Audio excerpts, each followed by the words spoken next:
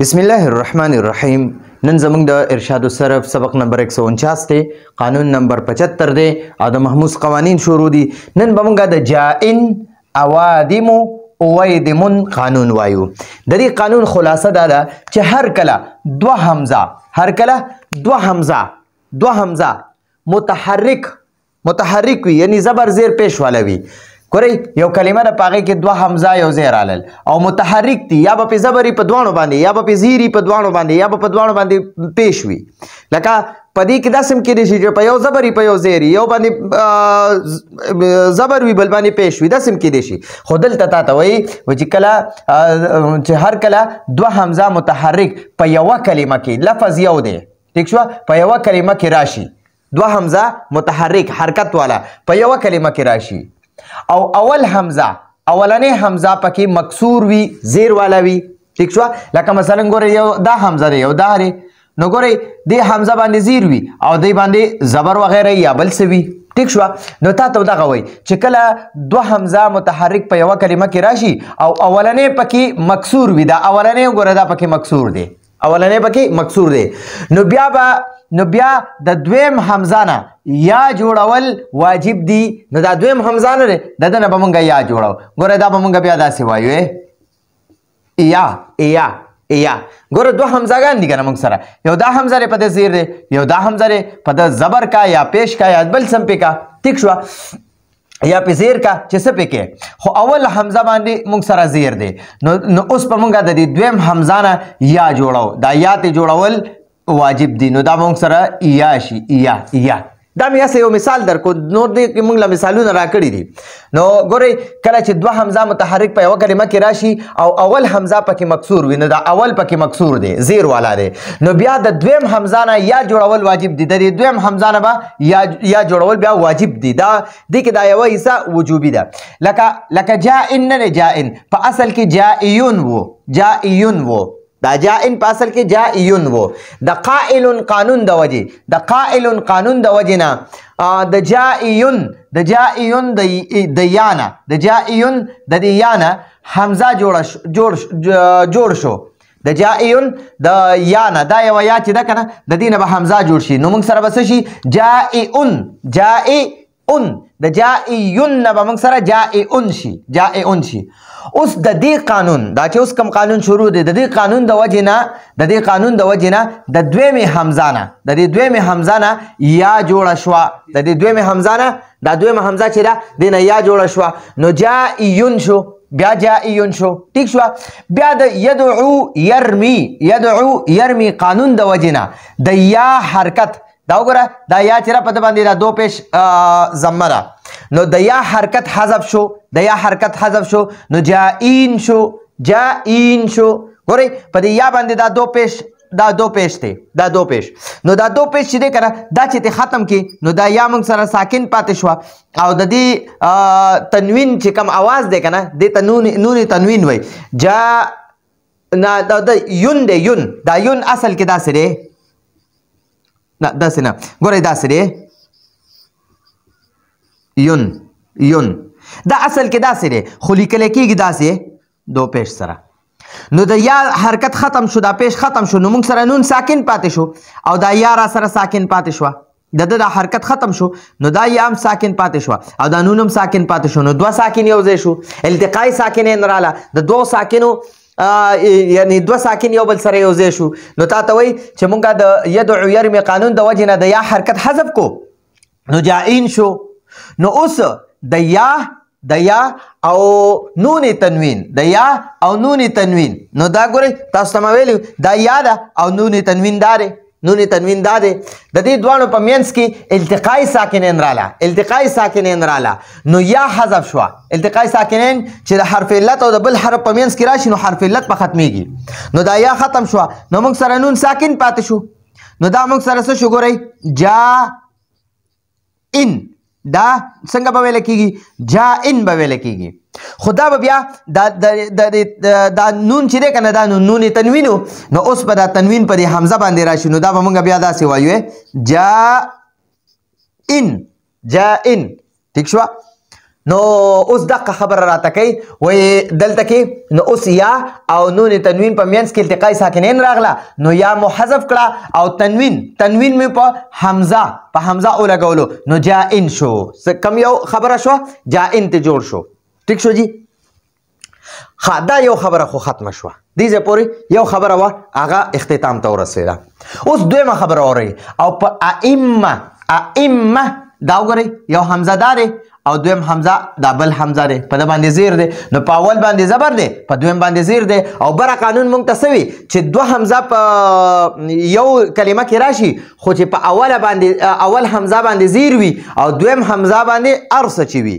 ٹھیک شو که زبر وی په دویم حمزه که په دویم حمزه زیر وی که په دویم حمزه پیش وی که دو زبر وی که دو زیر وی که دو پیش وی هغه څه زمون کار نشته خو چې په اول حمزه باندې زیر وی دلته کې دا سیدا چې په اول حمزه باندې زبر دی او په دویم حمزه باندې زیر دی په دویم حمزه رالی نو دوه حمزه خو په یو کلمه کې رالل خو اولنی باندې زبر دی په دویم باندې زیر دی په دې بره قانون کې به څه وي چې په اولنی زیر وي او دویم باندې چې هر څه وي خو دلته په اولنی زبر دی او په دویم باندې زیر دی نو اوس تاته وایي او په ائمتن کې د دویم حمزه حرکت دا دویم حمزه دا یو دی اولنی نه دا دویم حمزه حرکت عارضی دا د خپل نه دی د دې میم نه ورته حرکت اوړېدلی دی. ټیک شوه د میم نه حرکت حمزه ته را نقل شوی دی نو ائمتن په اصل کې میمتن دی میمتن دا حمزه دا دویم حمزه ساکن دی نو اوس وګورئ دلته کې دوه میمونه رالل یو شان دوه حروف رالل نو موږ د دې اولنی حمزه د دې اولنی میم د حرکت نه زیر دا د حمزه له موږ ورکو د جزم موږ د میم له ورکو او د دې میم د زیر موږ د حمزه له ورکو نو متون شو. اوس دا یو میم ساکن دی دویم میم متحرک دی نو اول میم چې کله ادغام مونږ کوو نو اولنی حرف به ساکن وي دویم به متحرک وي نو دلته کې اولنی میم ساکن دی دویم متحرک دی نو دا به اوس دا اولنی میم به په دې دویم میم کې ادغام وشي. ټیک شوه نو دا به څنګه شي ګورئ دا ائمتن اکثر داسې لیکلی کېږي او ائمتن نو میمتن نه مونږ سره ائمتن شو. ټیک شو جی. دا به اوس واپس قرآن کم په خپل حالت کې به ولیکم نو په دې میم باندې زیر دی اصل کې او دا حمزه ساکن دی نو دا بیا مونږ مخکې اوس حل کړی نو بیا د ساکن حمزه نه یا جوړه شوه نو ائمتن نه ائمتن ویل جایز دی واجب نه دی ائمتن نه دا اصل کې امیمتنو بیا ائمتن شو بیا ائمتن شو نو ائمتن ویل جایز دی واجب نه دی. ٹھیک شو کته ائمتن وی او کته ائمتن وی دواړه جایز دي. اوس بل خبره اورئ او کچرته په یو کلمه کې دوه حمزه راشي او یو حمزه پکې هم مکسور نه وي یو هم پکې زیر والا نه وي یو کلمه ده په هغې کې دوه حمزه یو ځای رالل خو په یو باندې زیر نشته یا پې پیش دی یا پې زبر دی په دواړو باندې خو زیر پې نشته نو بیا د دې دویم حمزه نه واو جوړول واجب دي لکه اوادمو اویدمون په اصل کې اعادمو نو ګورئ